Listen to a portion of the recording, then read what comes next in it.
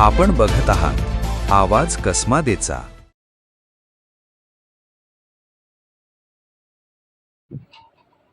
कळवण तालुक्यातील सरले दिगर परिसरात साक्री तालुक्यातील बाळू उत्तम काळे हे आपल्या सुमारे 200 मेंढ्यांच्या कळपांसह गेल्या महिन्याभरापासून वास्तव्यास आहेत। मात्र 3 व 4 जून रोजी त्यांच्या कळपातील तब्बल 38 मेंढ्यांचा अचानक मृत्यू झाल्यानं परिसरात मोठी खळबळ उडाली आहे। मिळालेल्या माहितीनुसार मृत झालेल्या मेंढ्या कांदा व वाल लागवड असलेल्या शेतांमध्ये चरण्यासाठी गेल्या होत्या।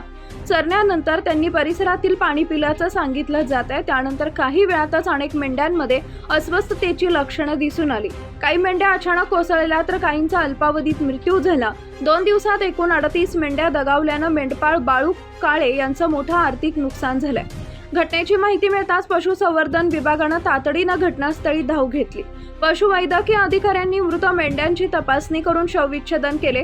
प्राथमिक तपासणी दरम्यान मेंढ्यांमध्ये आढळलेल्या लक्षणांवरून कांदा पिकावर फवारण्यात आलेल्या कीटकनाशकांमुळे किंवा इतर कोणत्या तरी विषारी रासायनिक घटकांमुळे विषबाधा झाल्याचा संशय व्यक्त करण्यात येतोय।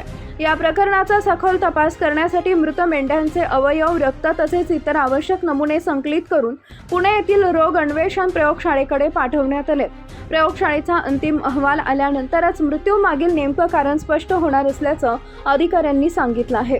घटनेची माहिती मिळताच विभागीय रोग अन्वेषण विभागाचे सहाय्यक आयुक्त पशुसंवर्धन डॉक्टर मिलिंद भनगे, जिल्हा पशुवैद्यकीय सर्व चिकित्सालय नाशिकचे सहाय्यक आयुक्त डॉक्टर प्रकाश आहेर तसेच कळवणचे सहाय्यक आयुक्त डॉक्टर राजेंद्र शेटे यांनी घटनास्थळी भेट देऊन परिस्थितीची पाहणी केली। त्यांच्या मार्गदर्शनाखाली तालुक्यातील पशुधन विकास अधिकारी, पशुधन पर्यवेक्षक आणि परिचर यांनी मदत कार्य हाती घेतले। उर्वरित मेंढ्यांची आरोग्य तपासणी करण्यात आली असून त्यांच्यावर आवश्यक उपचार सुरू करण्यात आले आहेत। भविष्यात अशा प्रकारची घटना टाळण्यासाठी मेंढपाळांना सावधगिरीचा उपाय योजनांबाबत मार्गदर्शनही करण्यात आलं आहे। पशुवैद्यकीय विभागाकडून उर्वरित कळपावर सातत्याने लक्ष ठेवलं जात आहे। दरम्यान काही स्थानिक नागरिकांनी मेंढ्यांनी चनकापूर धरणातील पाणी पिल्यानंतर हा प्रकार घडल्याचा दावा केलाय। त्यामुळे धरणाच्या पाण्यात विषारी औषधांचे अंश मिसळले असावेत अशी चर्चा परिसरात सुरू झाली आहे। मात्र या संदर्भात अद्याप कोणतीही अधिकृत पुष्टी झालेली नसून तपास अहवालानंतर प्राप्त झाल्यानंतरच वस्तुस्थिती स्पष्ट होणार आहे। या घटनेनंतर कळवण तहसील कार्यालय आणि सरले दिगर ग्रामपंचायत यांच्या वतीनं संयुक्त पंचनामा करण्यात आलाय।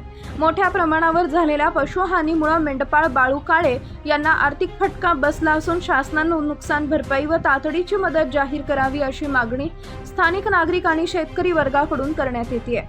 सध्या पुणे येथील प्रयोगशाळेच्या अहवालाकडे सर्वांचे लक्ष लागले असून 38 मेंढ्यांच्या मृत्यूमागे नेमकं कारण काय याचा उलगडा अहवाल आल्यानंतरच होणार आहे।